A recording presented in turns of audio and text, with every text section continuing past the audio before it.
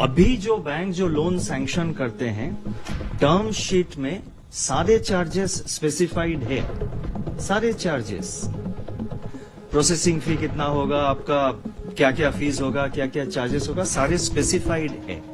लेकिन एक ordinary borrower जो है, एक कॉमन बोरोवर जो है, वो दिखा गया है, आई मीन एक्सपीरियंस से पता लगता है कि वो पूरा जो टर्म शीट जो है, टर्म्स एंड कंडीशंस, वो 2-3 पेज का या 4-5 पेज का है, कोई पढ़ता नहीं है।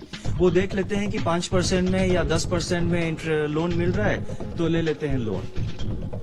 बाकी सारे चीज टर्म्स एंड कंडीशंस में है, कस्टमर्स उसको सही तरह से पढ़ते नहीं है। तो इसीलिए हमने माइक्रो फाइनेंस लेंडिंग में, डिजिटल लेंडिंग में ये ऑलरेडी मैंडेट किया हुआ है कि एक सिंपल सा की फैक्ट स्टेटमेंट जिसमें कि उसमें फ्लेक्सिबिलिटी दिया है हमने बैंकों को।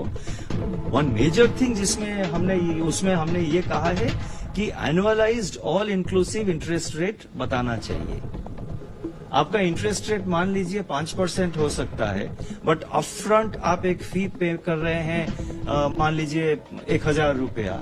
वो 1000 रुपया मैं आज दे रहा हूं, लोन 5 साल के लिए है। वो 1000 रुपया 5 साल में देने के बजाय मैं अपफ्रंट दे रहा हूं, उसका एनुअलाइज्ड इंटरेस्ट रेट ज्यादा होगा। तो इसीलिए ये हमेशा कॉमन जो बोरोवर है उनके समझ में नहीं आता है। तो इसीलिए क्लैरिटी के लिए, ट्रांसपेरेंसी के लिए ये हमने मैंडेट किया है। ये कस्टमर इंटरेस्ट में है। अभी भी बैंक्स वो इन्फॉर्मेशन दे रहे हैं, कोई हिडन कॉस्ट नहीं है, कुछ हाइड नहीं किया है। तो let us be very clear, the bank's terms and conditions are very transparent in the sense that all information is given, but experience ये है कि हम लोग पढ़ते नहीं हैं। तो इसीलिए एक सिंपल सा टर्म शीट उनको की फैक्ट स्टेटमेंट हमने मैंडेट किया है, purely in customers interest. And I am sure banks will encourage it because the banks also are interested in the banks are long term players.